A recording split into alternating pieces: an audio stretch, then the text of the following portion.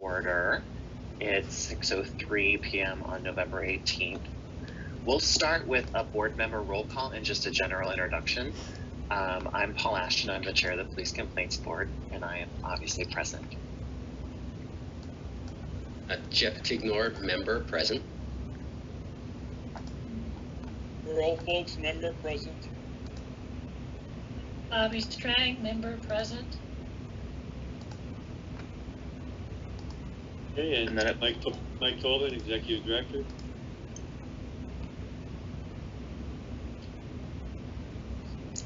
Alicia Yass, deputy director.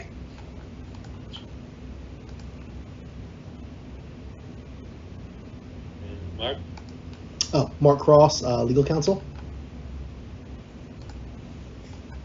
Mona Everybody. Andrews, chief investigators. My name is Catherine Dickerson. I'm a university student. I was just looking to observe. Is that all right? I should have probably. No, you are more than welcome. This is a public forum, so it's great. And thank you for coming. What university are you at? Baylor University. Okay, awesome. Well, welcome. We generally have, after sort of introductions, we have a public comment period for members of the public who would like to make a comment. I don't know if you would like to have the floor since you're the only official member of the public. Okay. Well, thank you so much for coming, and we appreciate you sort of listening in. And feel free, after, if you have any questions, feel free to reach out to the office, and we'll be happy to answer them. And also, while I have the floor, congratulations, Mark. Congratulations, can't talk tonight, Mark, on getting promoted to special counsel. That's exciting. We're glad that you're still part of the team in a new role. Thank you. I'm very excited about it as well. Yes. And with that, we can move into the approval of the minutes. So if the board members want to go ahead and take a moment to look at the minutes from the September 9th meeting, that would be great.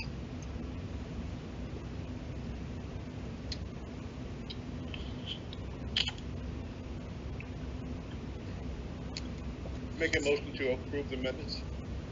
Is there a second? I'll second. All those in favor? Aye. Aye. Aye. The minutes are hereby approved. Mike, is there any old business? There is no old business. Wow, then we can just fly through the agenda today. Moving on to the agency report. All right, that's section 6 of the agenda. First of all, good evening, everybody. Critical issues update. We are fully operational. We have been since July 12th. We're on a partial telework schedule for most employees. Officer interviews are being conducted both in person and over remote platforms. Second thing is we're in the budget season, and we are right in the middle of formulating actually a fiscal year 23 budget and finishing up 22. And even though we're actually in the 22 budget, we're working on 23 already. And the mayor has not submitted that yet. But we met with the mayor's budget staff earlier in the week regarding our budget specifics, and I'll talk more about that at some point later probably. And also the last major thing that is still pending and has been pending for about 6 or 8 months now is that there are still 2 competing bills pending in the DC Council regarding police reform, specifically as a result of the Police Complaints Board composition and with our office, with the Office of Police Complaints and our jurisdiction. And I can update you more specifically on that later on too, if you want to hear that. As all the board members are aware, we just published our annual report for fiscal year 21. That happened on Monday. It was a really, I thought it was a very concise but compendium of all of the activities of OPC over the last fiscal year. I think it was a really good job by our research associate, research analyst, and Alicia working on that thing and putting it together. Anyone that wants to dig down into the statistics of everything that happens in police oversight in the district, that's the really the guidebook and the encyclopedia, and we're pretty proud of that annual report that we put out. I think that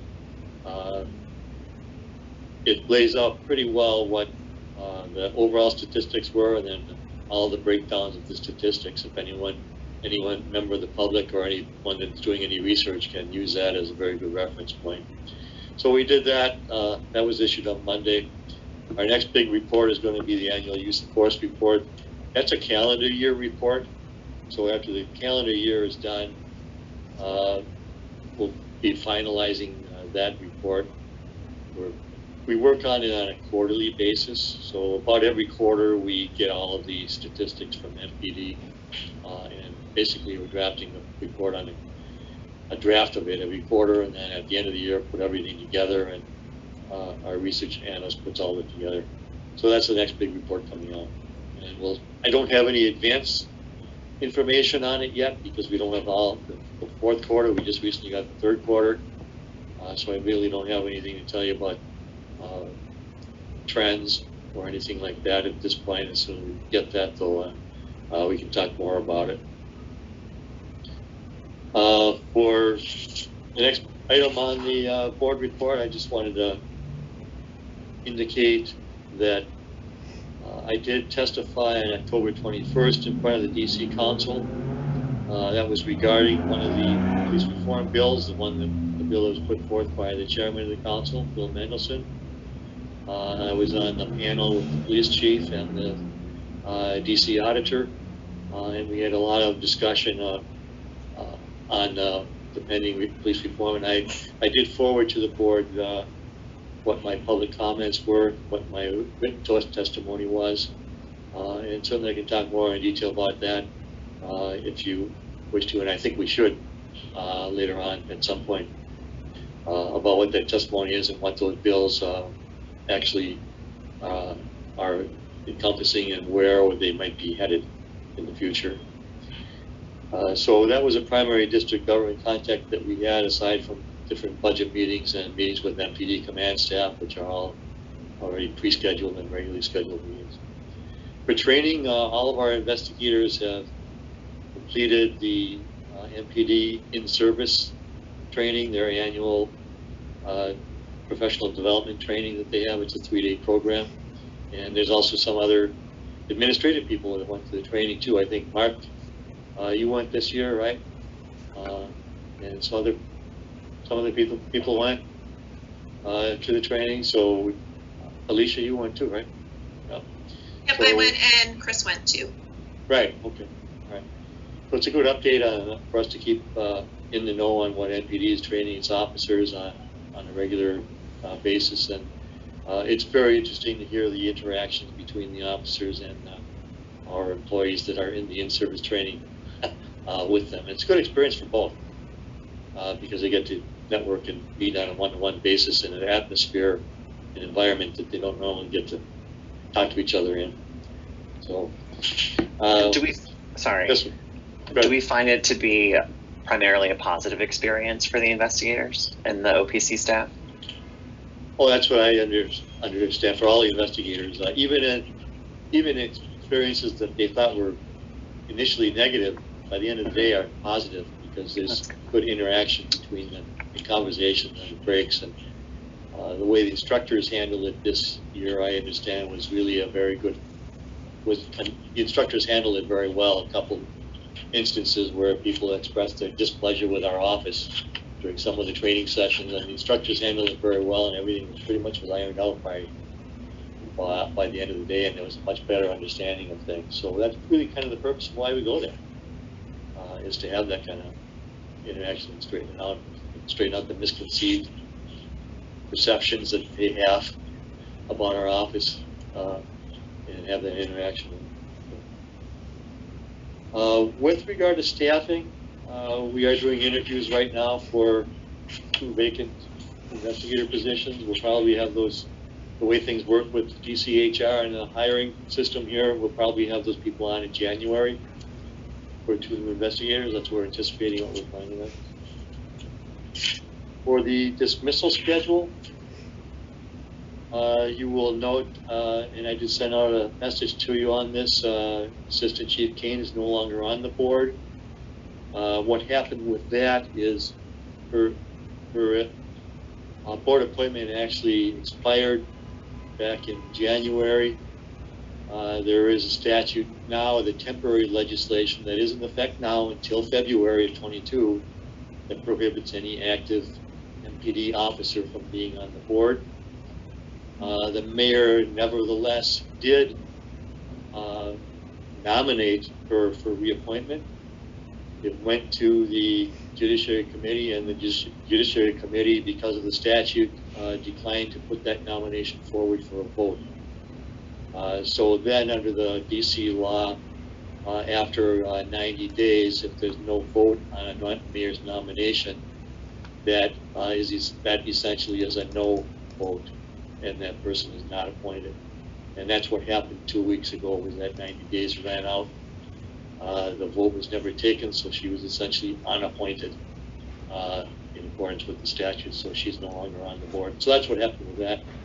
But we do have Earl Folks now on the board, and he did successfully, very successfully complete his first rotation on the dismissal calendar. So congratulations to Earl on that. We got that one out of the way. It was my pleasure. It was really not a difficult task, and I actually enjoyed reading the documents. It's, you know, when you go through it the first time, Earl, I think you'll agree, it's really eye-opening and educational. Yes, very much so. Yeah, okay. Okay, thanks, Earl. I would just, sorry, Mike. I would just say, it's great that we've got Earl and we've got 4 out of 5, but I mean, it's a bit of a disappointing state of affairs that the legislation and everything is kind of half done. So the idea is we want to strengthen the police complaints board, but then you've weakened it by getting rid of one effective, and engaged member.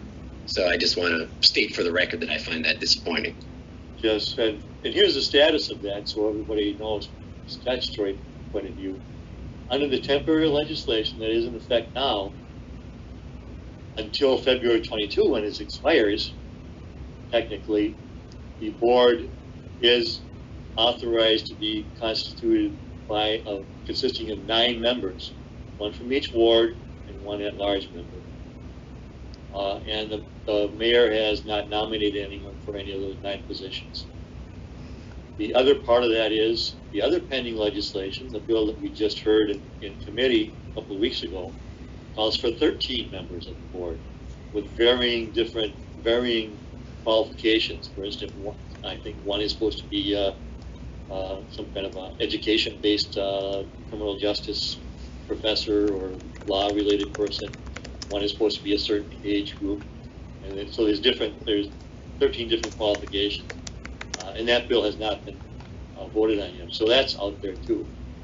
And then we have the permanent legislation from before, from when everyone on this board was appointed. So we have those 3 things kind of floating around there, and a lot of it is very much dependent on what the council is going to do, on where we finally end up on permanent legislation. I hope that that's going to happen in the relatively near future. I don't know. I haven't heard any scuttlebutt. I just know this much. I know is something going to change, and there'll probably be amendments put forward on what our ultimate composition will be. And we did discuss that a little bit at the October 21st council hearing about the composition of the board. And there were people that were for one version, against another version, and it was pretty much spread out across the spectrum about who wants what. And in my written comments, I do have some discussion about that. And I guess we're in a wait-and-see mode on that board composition, just like we are on a lot of the other jurisdictional issues that are out there. The council is finishing up budgeting things in the next, probably by the time of the holidays, at the end of next month. We'll be much deeper into the budget, and maybe by that time, the council will be in the mood or ready to move some of these, couple of these bills or amendments forward by that time. But it's not scheduled. Nothing further is scheduled yet for any amendments for the board composition. There are no board members' appointments, nominations put forward, as far as I know, from the mayor's office yet. That's all. I presume that's all due to the unsteady nature of the three different laws that are floating around right now. It's not a good position to be in for the community or for us. So certainly we do hope that there'll be movement forward on it one way or another, so that we can move forward on our planning and our reorganization of the board and the agency. So that's where we are on that now. All right, thanks, Mike. Sure. Yeah. Thanks, Mike. Do we have a sense? I mean, obviously no, because it's just sort of, obviously we don't know when things are going to get passed, but even after they're passed, I'm just trying to gauge like how long we anticipate, as best we can, for the board to be operating on a 4-member basis. This could be well into the spring. It would not surprise me, because permanent legislation generally takes 2 separate votes of the full council. That means we have to go to committee hearing first. We have to go to maybe a second hearing before the council where amendments are proposed, and then a first vote, and then a second vote. And all those, council meets, maybe full council meets regularly, like twice a month.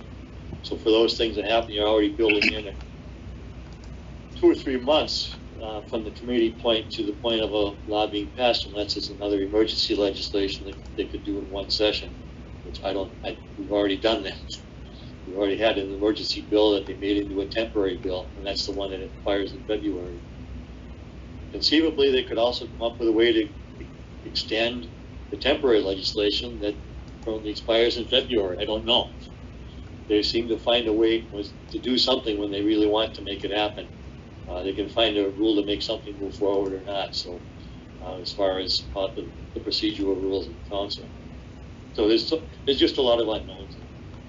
I wish I had a better answer for it, but realistically, I don't expect much to happen in the next few months, even if there is something put forward next week. But we'll see. I hope I'm wrong. We have operated for, in the past, at least since I've been here, for probably significant periods of time with 4 board members, actually. So I'm aware. Right. In fact, probably about 70% of the time we've had 4 board members versus 5, because there was always somebody coming and somebody leaving, somebody pending appointment. So as long as the 4 members we have today stick with us, stay with us, don't go anywhere, we will be good for the next unknown period of several months. We'll move on to the next phase. Don't go anywhere. Yes. So basically, you're telling me I'm locked in for my January reappointment. Then is what I'm hearing. Yeah. Yes. This period of time, I became number 5, and I guess so. You guys are like, this is the longest period of time that there were ever 5, people on there. Now, now we're down to 4. It was nice while it lasted. Yeah. Okay, last part of the board report. Investigation status. Mona, you want to take that? So I think you guys all hopefully got a chance to review the stats. It's kind of, because it's fiscal year, it's really, this is always kind of the beginning of the fiscal year. So it's really only 5 weeks, 6 weeks into the fiscal year. So everything looks new and fresh and young and small numbers, but very comparable to last year so far. So, I don't think I have any real significant, I mean, contacts are lower, but that's something that if you notice in the annual report, and we put this in the annual report, the reason, but we changed kind of, I think we talked about this last time, last board meeting, but we did change internally, you know, kind of how we're recording those, and we're not, just to save time and resources on our end, you know, we're not, you know, we would just put in a whole case basically for just someone who called from Missouri wanting to know, you know, about a complaint in Missouri. So we've changed that to where we're just doing less admin work for those. We're still referring people and, you know, talking to them, but we're just, you know, saving ourselves unnecessary admin work. So that's a big reason why the contact numbers have gone down, because what we put into the system is really more specific to local things and things that are more relevant to, you know, what we do. So I think we touched base on that last time, but I just wanted to say that again as far as why those numbers are different. So I think everything else is pretty comparable. But are there any questions?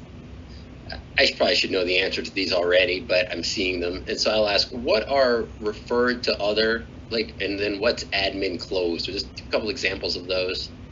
Refer to other, it's a refer to an agency other than MPD or DCHAPD. So in DC, there's 37 police departments.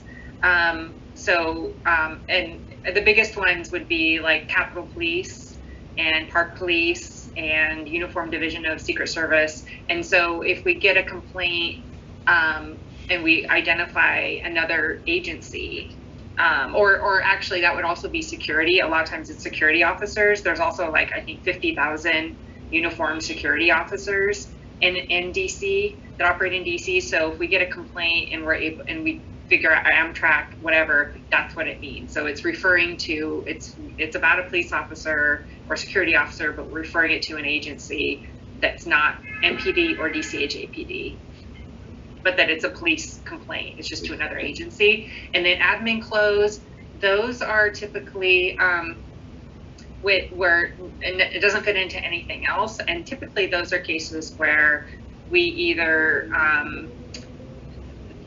like we get a case that we have to close because, and we've had a few of these recently where the officer involved is no longer employed, has resigned or no longer employed with the department. So we admin close those, you know, because we can't, once they're not employed with MPD, we have no jurisdiction over them anymore.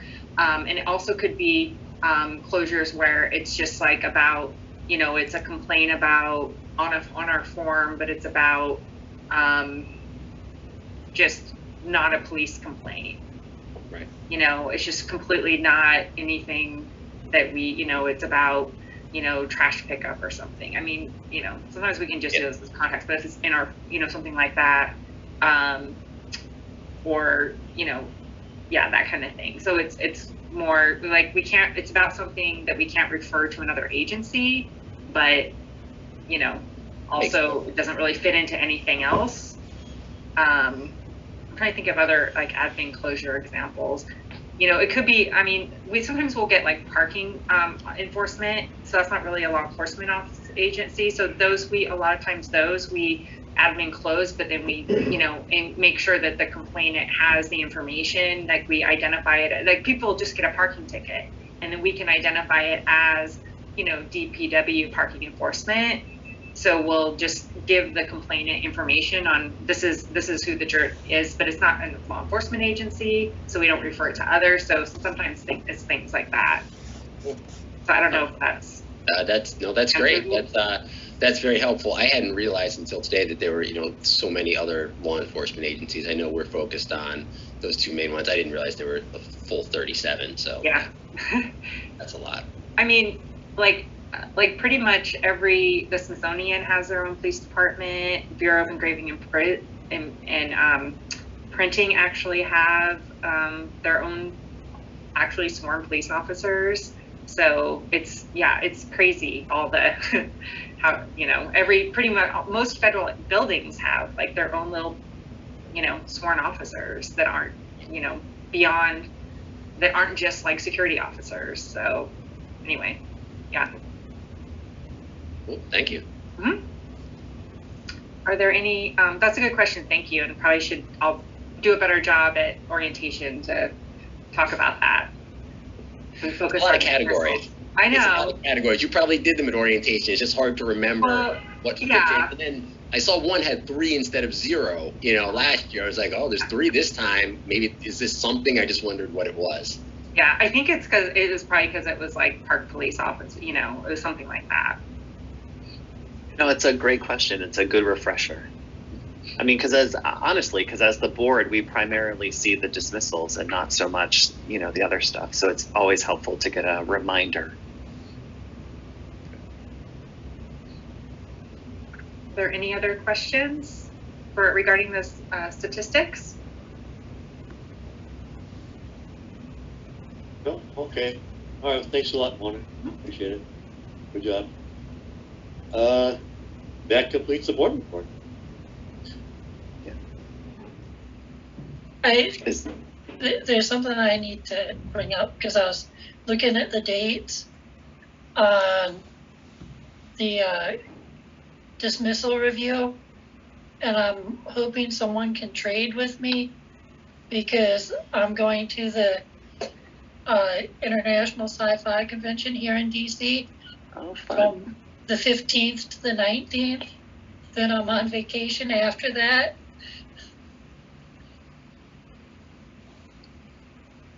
So it's kind of bad timing for me.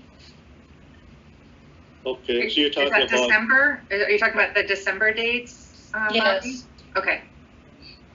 Yes, I would appreciate if someone could switch with me because of my vacation schedule and the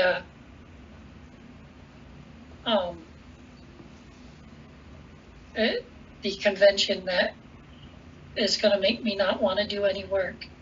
Yeah, that's fine. You know what? I can just switch with you because I'm right after, so it's fine. I will. We can switch. And I just realized too, there's a typo. It's actually 12:27, not 12:17. So sorry about that. So there's a typo on that. So I can I can make the switch on the calendar. And do you want me to send a new full schedule, or do you'll just know because you'll get an email from Sherry saying here's your badge? Know. Okay. Yeah. Okay. Thank you, Jeffrey. Yeah, I very much appreciate it. No problem. I'll update it on our calendar just so we know who to send it to. So I'll do that right now, actually. So thank you.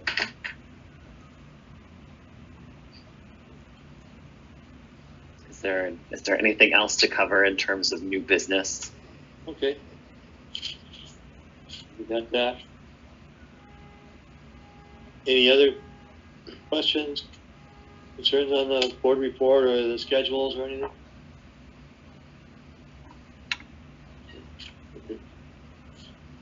Okay. Can you hear me? Sorry, I froze for a moment. So, yay, technology.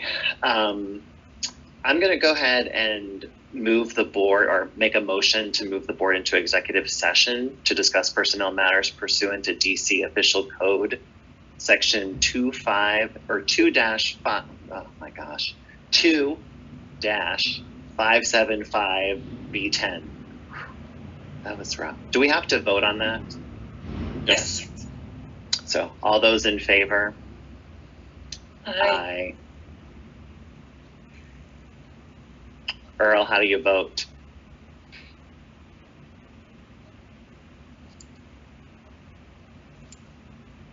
I'm sorry, I couldn't. No Froze. No worries. Okay, and with that, we're going to go ahead and close the public session of the meeting.